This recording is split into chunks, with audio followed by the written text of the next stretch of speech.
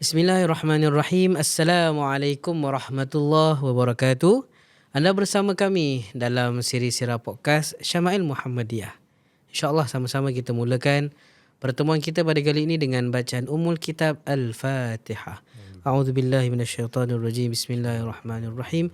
Alhamdulillahirabbil alamin arrahmanir rahim maliki yaumiddin iyyaka na'budu wa iyyaka nasta'in ihdinas siratal mustaqim siratal ladzina an'amta 'alaihim ghairil maghdubi 'alaihim waladdallin. Amin. Alhamdulillahirabbil alamin wassalatu wassalamu ala asyrafil anbiya'i wal mursalin sayyidina Muhammadin wa ala alihi wa sahbihi ajma'in. Kami bersiaran langsung dari Ars Al-Mustafa Foundation dan insya-Allah pada hari ini kita akan menyambung lagi berkenaan dengan siri Sirah Podcast kita yang membentangkan kitab Syama'il Muhammadiyah, dan tidak asing lagi bagi kita pada hari ini bersama kita Ustaz Salim bin Yusof yang merupakan founder Toha Center dan juga penceramah bebas di seluruh negeri Johor. Ustaz, Assalamualaikum. Waalaikumsalam warahmatullahi. Alhamdulillah, apa khabar Ustaz, sihat? Alhamdulillah sihat, masya-Allah. Apa khabar Ustaz? Alhamdulillah baik Ustaz. Ustaz, alhamdulillah hari ini kita akan berborak lagi, berbincang lagi, diskusi berkenaan dengan kitab Syama'il Muhammadiyah. Seperti mana yang lepas kita pun dah kenal, dah tahu apa itu kitab Syama'il Muhammadiyah. Kita dah tahu juga sebahagian sunnah-sunnah Rasulullah SAW. Mungkin kita tahulah satu daripada jutaan sunnah yang kita belum pelajari habis lagi, dan insyaAllah kita azam untuk pelajarinya agar kita dapat menambahkan kita punya benih kecintaan pada junjungan besar Nabi Muhammad SAW, dan mudah-mudahan jadilah sebab untuk kita dapat syafaat baginda nanti insya-Allah. Amin rabbal alamin. Insya-Allah Ustaz, hari ini kita sambung. Sudilah kiranya kalau Ustaz dapat kongsikan kepada kami berkenaan akhlak baginda, dan mungkin ada tambahan-tambahan akhlak baginda yang boleh jadi kami dah tahu, boleh jadi kami belum tahu. Jadi kalau dah tahu tu jadi zikirlah pada kami. Bagi yang belum tahu jadi ilmu baru bagi diri kami. Kalau Ustaz dapat kongsikan, silakan Ustaz. Tafadhal. Syukran, jazakumullah khair. Berkaitan dengan akhlak Nabi SAW, kita lihat dalam kitab Syama'il Muhammadiyah ini terlalu banyak Imam Tirmizi rekodkan bagaimana keadaan Nabi. Sebagai contohnya, Nabi ini orangnya sentiasa dalam keadaan berwajah berseri-seri. Bila bertemu dengan orang, senyumnya Nabi. Hatta kalau kita lihat ada satu ketika dalam hadis Imam Tirmizi susun, satu hamba Allah datang duduk dalam majlis atau jalsah, Nabi sedang duduk dengan sahabat. Hamba Allah ni dia pakai syufra. Syufra ni apa? Satu bentuk biasanya orang letak dalam pemakanan. Disebut dalam bahasa kita za'faran lah. Za'faran. Jadi dia bubuh kat badan dia banyak. Dia baunya jadi bau masam. Oh, bau masam. Bau masam. Bukan wangi. Bukan wangi. Okey. Bila makan jadi wangi. Okey, faham. Jadi bila datang duduk dalam perkumpulan Nabi, maka di sini para sahabat melihat Nabi, wajah Nabi tak berubah sedikit pun. Kita kadang-kadang kalau duduk atau berhadapan dengan orang yang tak berapa wangi ni, kita akan rasa keruk-keruk muka. Kita tutup-tutup hidung. Nabi tak buat demikian. Okey, masya-Allah. Itu akhlak. Nabi diam, Nabi layan, Nabi wajah berseri, Nabi senyum. Hatta orang tu yang sarif, orang tu dah pergilah. Kemudian Nabi panggil satu sahabat, Nabi kata, nanti bagi tahu dia bila duduk dengan mana-mana perkumpulan, jangan pakai syufra. Very subtle, itu saja Nabi teguran Nabi. Nanti bagi tahu dia bila pergi mana-mana keramaian, jangan pakai syufra ni. Takut orang tak selesa. Dah, kelas. Simple saja. Maknanya dekat situ Nabi tak, ni siapa yang pakai syufra ni? Nama masam sangat ni? Nabi tak tegur begitu. Masya-Allah. Sabar dulu, bagi senyuman, bagi kepuashatian pada orang yang datang tu untuk apa hajat dia. Maknanya menjaga hati orang yang tetamu datang tu. Tetamu yang bertandang tak tu mengguruskan hatinya. Tak sedikit mengguruskan hati. Masya-Allah. Itu akhlak Nabi SAW. Hatta diceritakan Nabi ini dalam Imam Tirmizi kata, man ra'ahu badihatan haba wa man akhlatahu ma'rifatan ahibba. Nabi ini bila dilihat pada pertama kali, kita akan rasa ya Allah, berwibawanya Nabi ni. Tapi bila duduk dengan Nabi, berkumpul, bergaul, kita akan jatuh cinta. Atau satu hadis bila Sayyidina Ali bin Abi Talib bila bertemu dengan Nabi, pergi ke rumah Nabi, nak meminang Sayyidatuna Fatimah. Dan kita tahu Sayyidina Ali ni daripada kecil dia rapat dengan Rasulullah, kenal Rasulullah, sayang Rasulullah. Tapi bila duduk depan Rasulullah, duduk nak berbual ni, gentleman lah, Sayyidina Ali ni nak pergi minta kan. Tak terkeluar satu patah perkataan pun. Ya, takut dia. Kan Nabi kata, "Alaysa bihaja ya Ali?" Ada apa-apa nak bagi tahu? Tak, lah Rasulullah, tak. Dia takut. Sebab kewibawaan Nabi tu. Nabi senyum. Padahal rapat tu. Padahal rapat tu keluarga tu. Betul. Kerana Nabi sendiri offer, nak minang Fatimah Okey. Aduh, dah lega hati dia. Buka tajuk, buka topik. Nabi yang buka topik. Okey, So begitu keadaan akhlak Nabi sallallahu alaihi wasallam. Sallallahu alaihi wasallam. Dalam keadaan Nabi senyum, Nabi diam pun nampak kewibawaan Nabi tu. Nampak tak? Tak semestinya Nabi kena herdik, Nabi kena naik suara, tidak. Nabi bukan begitu.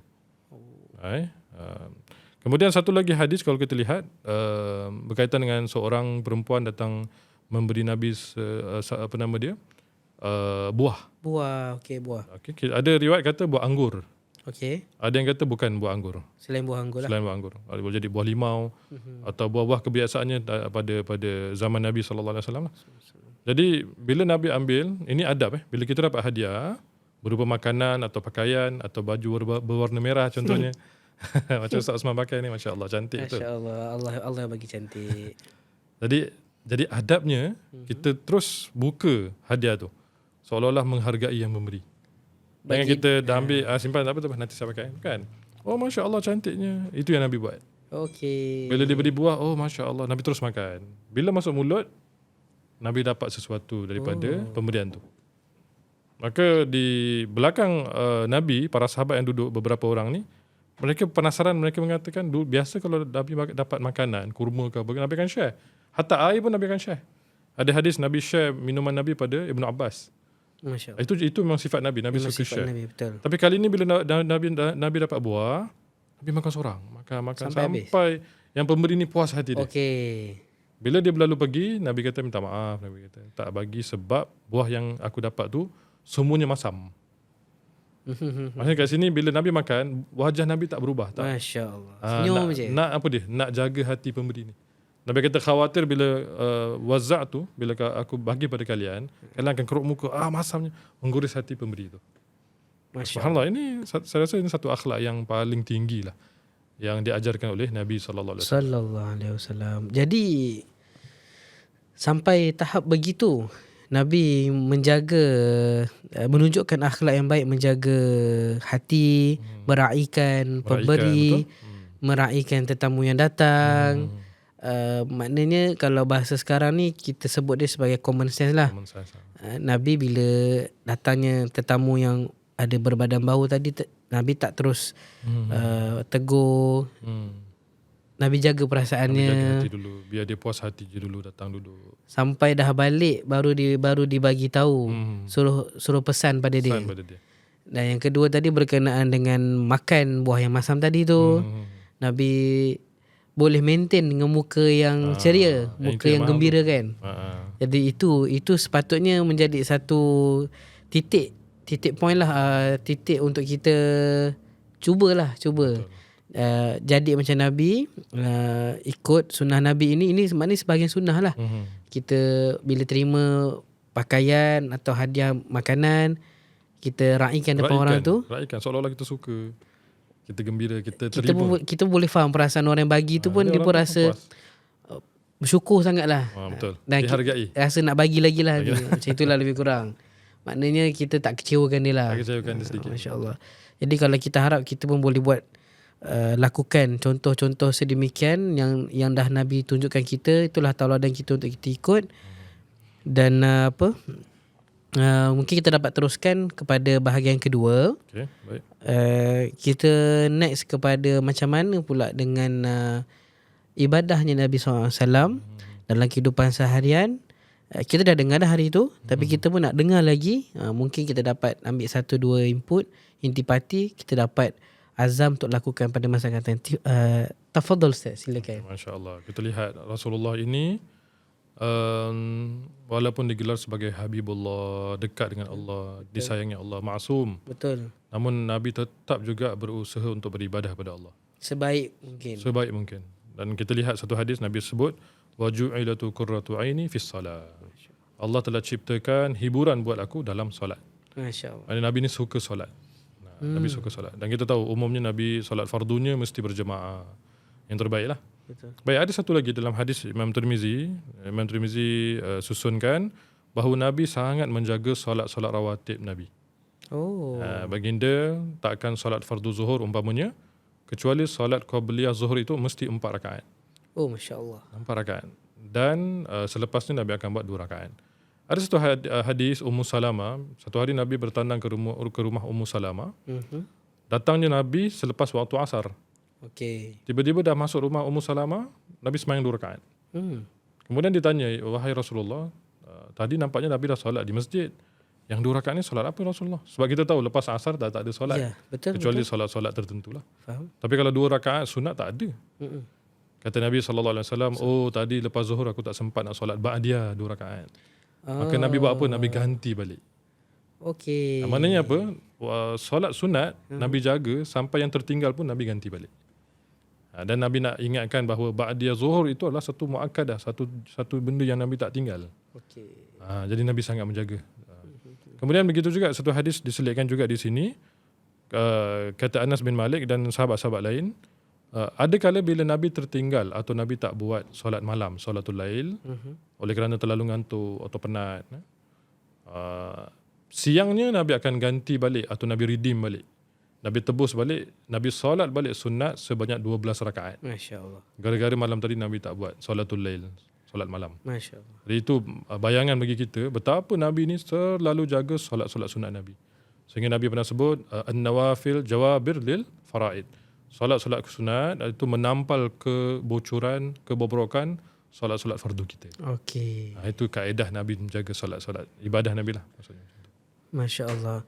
Jadi solat sunat, saya ada soalan sikit Ustaz. Jadi solat sunat ini boleh dilakukan qada? Boleh. Ini dalilnya Nabi pernah buat. Masya Allah. Jadi tuan-tuan dan puan-puan, kita bolehlah istiqomah Boleh. kepada amalan-amalan sunat ini. Apatah lagi lah dengan amalan fardu yang wajib.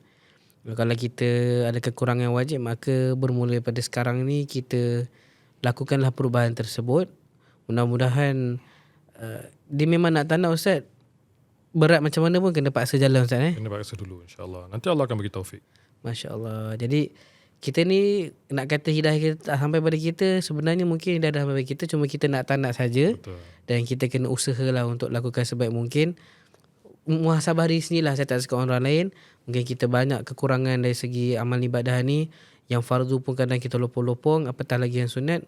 Bermula hari ini kita azamkanlah, cuba lakukan sebaik mungkin. Nabi itu telah jelas level dia memang dah dijamin syurga, tapi kita ni belum dijamin syurga lagi. Jadi kita seharusnya malu kepada Nabi, dan kita dapat buat macam Nabi, dapat buat ikut contoh Nabi, sangat terbaik insya-Allah Ustaz. InsyaAllah. Jadi tuan-tuan dan puan-puan, jangan ke mana-mana. Kita akan berehat seketika dan kita akan kembali selepas ini, dan kita akan bagi laluan untuk dengarkan bacaan qasidah burdah. Jangan ke mana-mana, kembali selepas ini. مولاي صل وسلم دائما أبدا على حبيبك خير الخلق كلهم مولاي صل وسلم دائما أبدا على حبيبك خير الخلق كلهم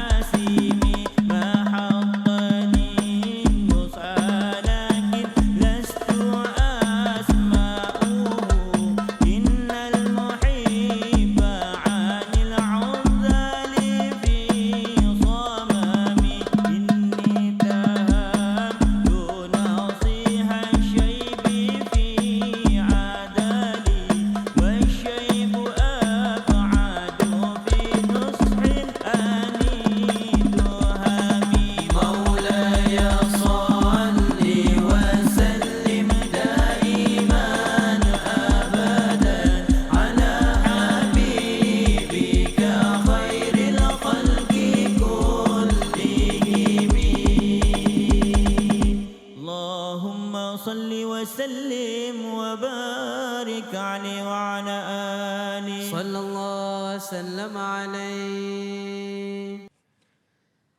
Alhamdulillah, Allahumma salli wa sallim wa barik alaihi wa ala alihi. Kita kembali sekali lagi dalam siri sirah podcast kita. InsyaAllah kita akan menyambung bahagian yang seterusnya ini. Untuk hari inilah, episod hari ini, kita ingin bertanya kepada Ustaz, bolehkah Ustaz menceritakan lagi berkenaan dengan pemakanan ataupun makanan yang Rasulullah makan, mungkin menjadi faktor bagi kami untuk cuba ikut makan makanan tersebut, atau mungkin sebenarnya kita pun dah makan cuma kita tak tahu itu salah satu makanan sunnah.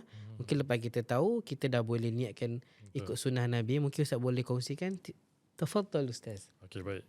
Pertamanya kita harus tahu bahawa Rasulullah ini adalah semi vegetarian. Oh, okey. Nabi tak selalu makan daging. Maknanya ada kali Nabi makan sayur-sayuran. Dan ada satu hadis dalam Syama'il Tirmizi. Maksud hadis itu Nabi kata ni'mal idam al-khal.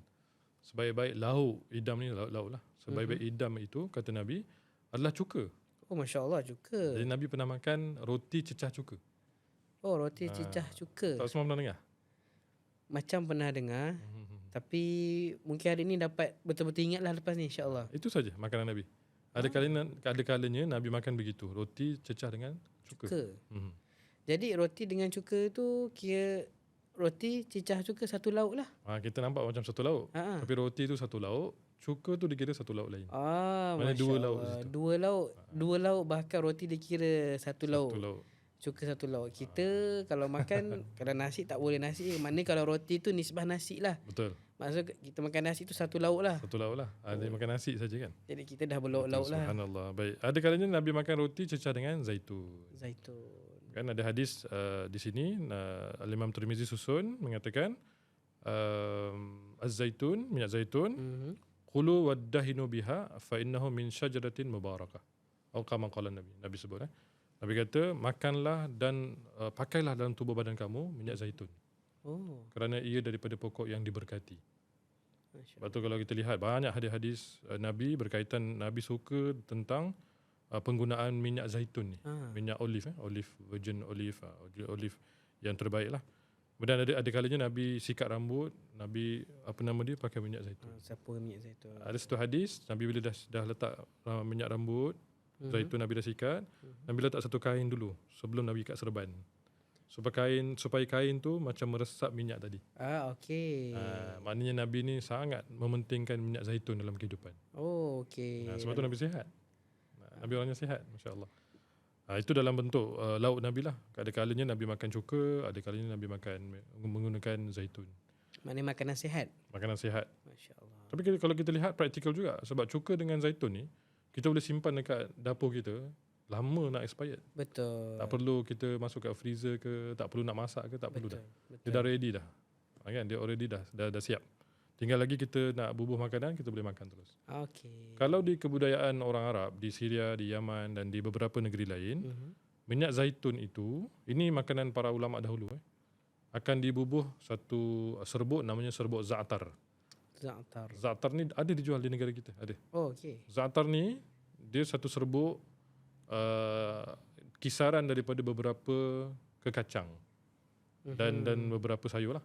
Akan jadi satu serbuk, letakkan dalam satu pinggan serbuknya, kemudian tuang sedikit minyak zaitun. Makanan sama juga, pemakanannya kena cecah roti makan. Kena cecah roti. Itu juga. Jadi itu makanan yang sedap, makanan yang sihat. Sihat. Dan paling baik sekali ia akan mencerna penghadaman. Okey. Itu fungsi zaitun ni. Dia jaga usus kita, perut kita, penghadaman lah. Jadi kita tak dengar orang-orang dulu, orang-orang alimin kita, para pak kiai kita ni ada masalah angin, ada masalah GERD, ada masalah sekian-sekian kerana mereka dah mengamalkan apa yang Nabi amalkan. Masya-Allah. Baik, satu lagi saya nak kongsikan di sini kalau ada masa. Boleh. Dalam satu hadis Abu Musa Asy'ari, dalam Imam Tirmizi sebut di sini, satu ketika Abu Musa Asy'ari dia buat kenduri makan dekat rumahnya. Maka datanglah beberapa sahabat-sahabatnya makan. Kemudian ada seorang sahabat ni kata, "Oh, ni apa lauk ni?" dia kata. Kata Abu Musa, "Ini adalah ayam." Ayam. Orang Madinah dulu tak makan ayam. Dulu-dulu kerana mereka risau kerana ayam ni kadang-kadang pemakanan tak bersih. Okey. Maka Abu Musa mengatakan jangan tak makan kerana aku melihat Rasulullah itu pernah makan ayam. Masya-Allah. Ayam. Jadi state dalam apa nama dia kitab Imam Tirmizi ini Rasulullah pernah makan daging namanya daging ayam. Okey. Ayam. Ayam Nabi pernah makan. Jadi kalau kita makan ayam tu kita rasa Nabi pernah makan ayam juga. Yes. Kan? Okey. Begitu juga satu lagi hadis, Nabi pernah makan satu burung namanya burung hubara. Hubara. Burungnya lehernya besar dan badannya berwarna kelabu. Okey. Saya tak tahu dekat tanah Melayu ni ada ke tidak, tapi ini salah satu makan yang Nabi pernah makan. Daging burung. Okey. Nampak tak? Jadi maknanya ayam pun Nabi pernah makan, satu jenis burung pun Nabi pernah makan. Jadi ini makanan-makanan halal yang Nabi pernah makan. Ada makanan halal tapi boleh dikatakan tak sunnah. Macam dop. Bila dihidangkan Nabi tak makan, Nabi tak kata haram. Kerana barangkali Nabi lawyer nak lihat daging tu kan. Okey. Tapi para sahabat makan. Okey. Jadi benda tu halal tapi Nabi tak pernah consume. So ini makanan-makanan yang Imam Tirmizi kata Nabi pernah makan. Begitu. Terima kasih Ustaz. Jazakallah khair kathir wa khaira jazak atas perkongsian berkenaan makanan sunnah Rasulullah SAW. Maknanya kata kat sini kita selalu dengar makanan yang sunnah itu kurma, kismis, kacang-kacang, macam-macam lah. Dan tapi hari ini kita dengar tentang makanan sunnah yang namanya ayam dan juga makanan makan burung. Betul. Jadi maknanya selama ni kalau kita makan tu sebenarnya kita pun telah mengikuti salah satu daripada makanan Rasulullah makan. Betul. Cuma kita tak tahu. Jadi lepas ni kalau kita makan ayam, makan burung, kita boleh niatkanlah ikutnya sunnah Rasulullah Boleh SAW. insya-Allah. Betul. Jadi tapi dengan syarat makan dengan portion yang sihat lah. Betul. Ikut portion yang sihat. Jadi cuka, minyak zaitun, semua itu merupakan makanan-makanan yang Rasulullah amalkan, dan kalau kita tak amalkan kita sebenarnya dalam boleh kata rugi jugalah. Bentuk kerugian, betul? Betul Jadi masya-Allah. Jadi tuan-tuan dan puan-puan, alhamdulillah kita dapat tahu hari ini ilmu barulah berkenaan dengan makanan.